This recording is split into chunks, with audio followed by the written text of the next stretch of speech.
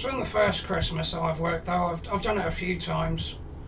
Family are used to it, you know. It just comes with the work. A few years ago, whoever was the one who was working on Christmas, there used to be this thing that we had in place, which was it was good. It was like a tradition for the company. It was one person would be picked every year to have this decorated truck, right? And they would be known as Father Bogmas, which of course is Bogmas Bog for the Bogg Beans that we're delivering in the truck. There was one year and my name got picked out of a hat. It was like, congratulations Barry, you're going to be Father Bogmas this year. I was thrilled. It's a real honour. Not everyone gets to play that part. Basically what you do is it's sort of like what Father Christmas does really, you know, going house to house delivering presents. But what you end up doing is delivering tins of beans from house to house, and you do it all through the night. And it was a Bogg Bean tradition for years doing this, until the year I did it, where they stopped it entirely. What happened was you meant to the idea is to just go door to door, knock, and say ho ho ho, Father Bogmas here. Here's a tin of beans on me, and then you move on to the next house. But I thought to inject a bit more fun into it, I was like, well, Father Christmas doesn't knock on the front door, does he? He goes down the chimney. And they said, yeah, we're not really sure about that, Barry. For one thing, you're not going to fit down a chimney, mate. I say, you're having a go at my weight. And they were like, no, it's nothing to do with your weight. Skinny Pete couldn't fit down the chimney. And he's Skinny Pete. It has nothing to do with your weight. It's just a human being could not fit down a fucking chimney. I was like, well, it's just boring, isn't it, knocking on the front door? Wouldn't it be nice for the kids to see me come down the chimney with a tin of beans? And they said, you're not listening, Barry. You won't be able to fit. And at that point, it sounded like a bet. I know looking back now, it was a silly thing to try. But at the time, it sounded like fighting words, like a dare. So anyway, there I am at the first house. See the house there, nice tall 2-story house. I brought a rope with me. I don't know, it's about midnight. Christmas Day.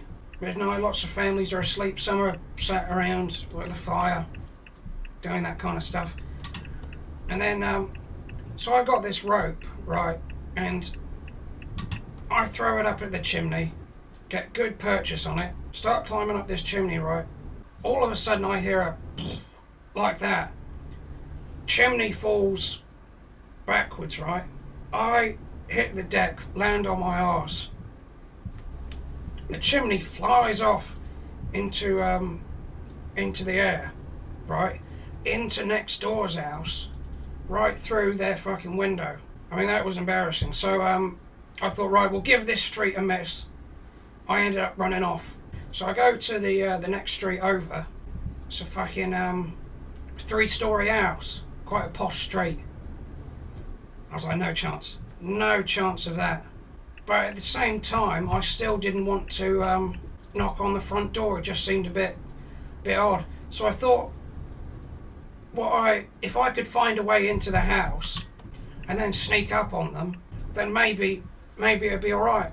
So basically, I snuck over the fence and went into the back garden. Right, really lovely house. I broke the lock to get in. It was the only way that I could see to get in the house. So I'm there in the in like the conservatory, and I go through to the kitchen. Suddenly I hear a row, row, row, like that. I was like, oh fuck, they've not got a dog, have they?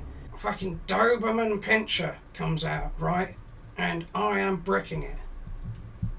So for fuck's sake, I hope he's not like a guard dog or something like that. This dog barks, right, comes for me, jumps right up at me. And I had to think on my feet.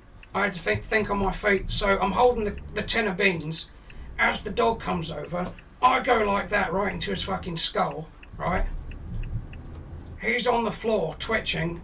I thought, well, it'd be cruel to leave him like this. So I start bludgeoning the dog's head in with the tin of beans. in walks the fucking family, right? Which, you know, I mean, a dog barking and then me bludgeoning it to death would probably make a bit of noise. So they walk in and see me killing this dog. I couldn't leave the beans at this point because it had like my DNA on it from my hand and all that. It's all of a sudden it's become like a criminal artifact. So I decided, no, I'm not going to do this street either. I'll call it a night. So then I left that street as well, and I ended up going to the next street over again. This next street was a block of flats. So I was like, well, I'm not going to get up to the roof because I'll end up killing myself. There's no back entrance that I can like sneak in. The only thing I could think to do would be to chuck a tin of beans up, and it kind of like lands in their house. I thought it'd be nice. They're just kind of like, what's that? What's that noise? In through the window comes like a tin of beans. I thought it'd be quite a nice treat. So I'm looking at like the 3rd floor, and so I think, well, I'm probably going to need a pretty hefty throw to get this up there. So I hurl this tin of beans, right?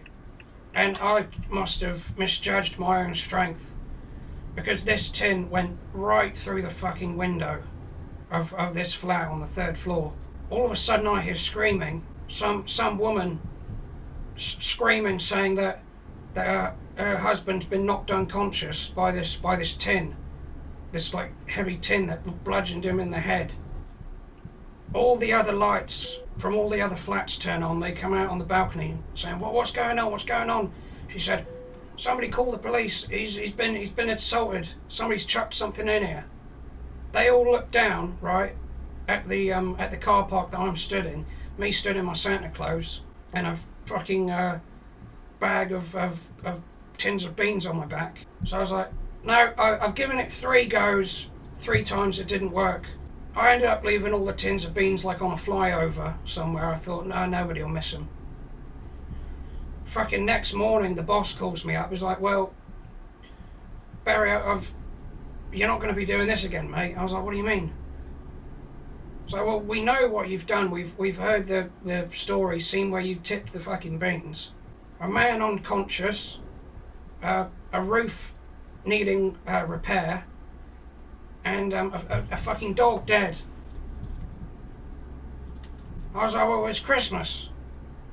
You can't do this to me. And they're like, well, look, you still got a job, but you can't do this Santa Claus again. So they got rid of it. They got rid of the tradition completely. Real sad. It's like they're eradicating Christmas. I don't like it.